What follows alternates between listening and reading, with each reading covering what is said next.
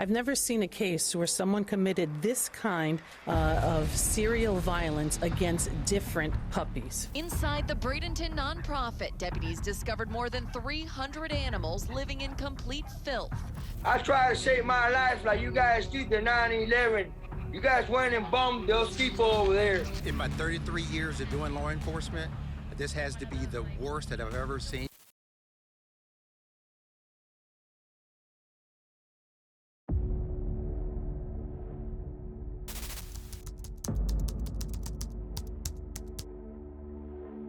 Welcome to Maricopa County Courtroom, where April McLaughlin was accused of keeping dozens of dogs in horrifying conditions at a home in Chandler. McLaughlin emailed code enforcement officials, stating that they couldn't check her backyard but could see it from behind her house. But the police inspected her whole house and found 55 dogs living there in filthy conditions. They also found 5 dead puppies in the freezer. Later, McLaughlin was arrested for animal abuse. After the first arrest, code enforcement took photos of the backyard and gave McLaughlin a notice of violation. In early October, Adult Protective Services asked for police records related to McLaughlin's mother, Kathleen, to look into allegations of vulnerable adult abuse. The animals lived in the house because McLaughlin ran a shelter called the Special Needs Animal Welfare League.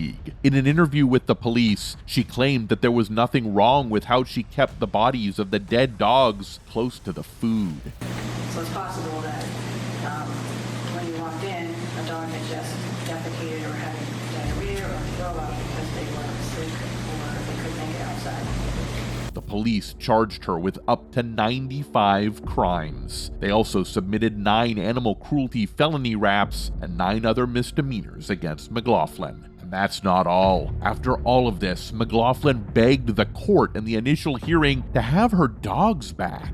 At first, McLaughlin wanted 47 dogs back. Later, when she was in court, she changed her mind. She only asked for 13 dogs. She explained to the judge that she had talked to the police a week ago and picked out 13 dogs she saw as her family pets. However, the judge said no to McLaughlin's request. Oh, it makes us feel great here to doing this.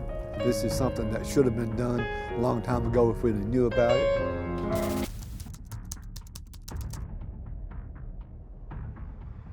Now we are at the Miami-Dade County Courthouse, where 36-year-old Kenny Amaro was taken into custody because he allegedly choked a dog to death and then attached the dead body to a street sign. The police got a call about a man who was acting aggressively. When an officer arrived, they spotted Amaro showing unusual behavior. The dog's owners discovered that the dog's body was tied to a traffic street sign. Amaro claimed the dog behaved aggressively towards him in front of its owner's home. According to him, the dog bit him many times.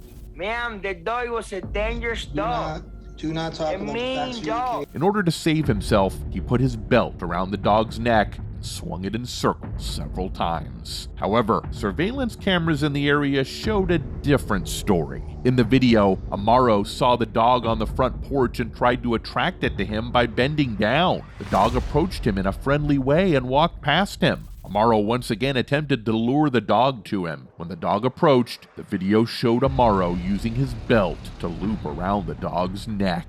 As he stood up, he pulled on the belt and spun the dog. After that, he forced the dog to the ground, continuing to strangle it. According to the video, the dog never showed aggression towards Amaro, and he did not seem afraid for his safety. Amaro was charged with animal cruelty with the intent to harm or kill. May I speak now?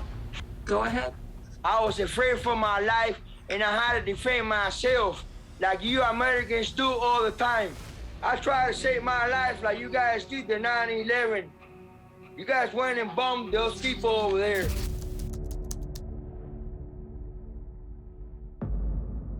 Welcome to Manatee County Courthouse, where Sherry Napier was convicted of 8 counts of aggravated animal abuse and 1 count of scheming to defraud. Allan Napier, Sherry Napier's husband, was convicted of 8 counts of aggravated animal abuse. Additionally, he was found guilty of 1 count of scheming to defraud and 1 count of unlawful solicitation. The investigation drew community outrage after a law enforcement raid of Napier's log cabin, horse and animal sanctuary 20010 State Road 64 East, led by the Manatee County Sheriff's Office. A lot of these you can see the hip bones, the entire rib cage, the spine that's really low protein.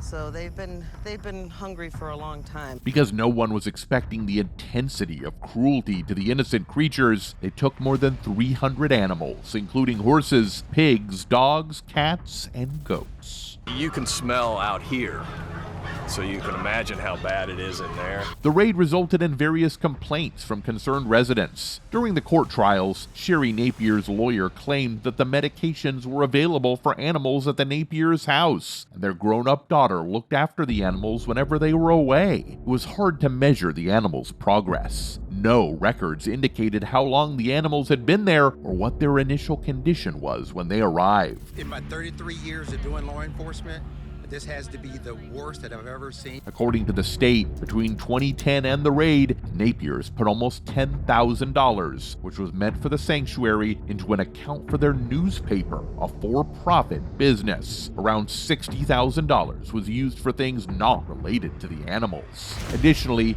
Napier's purchased pure-breed dogs from breeders outside the state and sold them, pretending they were rescue dogs. The final ruling would be as to whether or not the decisions made by the trial court judge were in fact the correct decisions and rulings or not. After the trial in the courts, the couple was sentenced to 3 to 85 years in prison.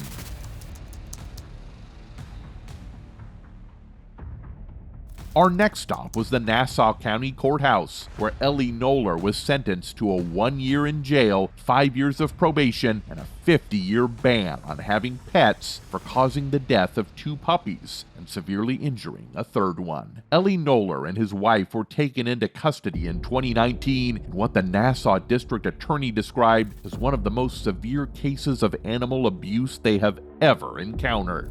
I've never seen a case where someone committed this kind of serial violence against different puppies. Authorities reported that on February 8, 2019, Noler adopted a 10 to 12-week-old male puppy from a nearby animal shelter. Unfortunately, just over a week later, the puppy succumbed to a kidney rupture caused by Noler's infliction of blunt force trauma, resulting in internal bleeding. Regrettably, the mistreatment did not end there. Several days after the first puppy's tragic death, Noler adopted a 10 to 12-week-old male, another puppy from a breeder. 2 days later, the second puppy had trouble breathing and its heart stopped. Noler had once again hurt the puppy, causing it to die from a torn liver. And the story doesn't end here. Another creature suffered from this brutality again. Officials discovered these incidents when Noler took an 11-week-old female 3rd puppy to the vet a week later. The puppy had many broken ribs, bruises on her lungs, and a fractured leg. In March of 2022, Noler admitted to 3 counts of seriously hurting animals, and then the punishment was given by the court.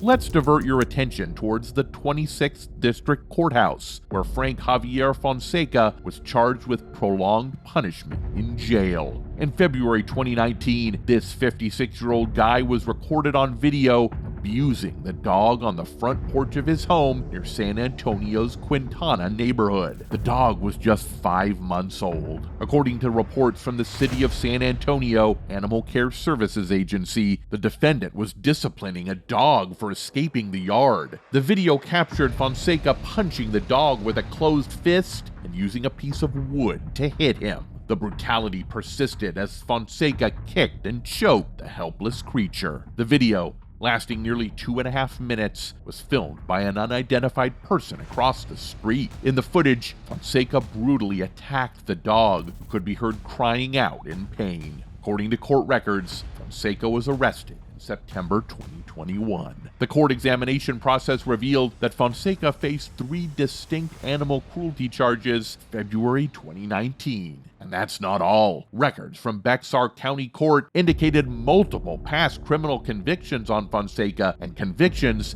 including drug possession, different types of theft, driving under the influence, operating a vehicle with a suspended license, and retaliation. Fonseca was sentenced to 25 years on June 10, 2022. This sentence was one of the lengthiest penalties ever documented for animal cruelty in Texas. That's all for today. I hope you enjoyed the video. Don't forget to subscribe to my channel to enjoy more relevant updates.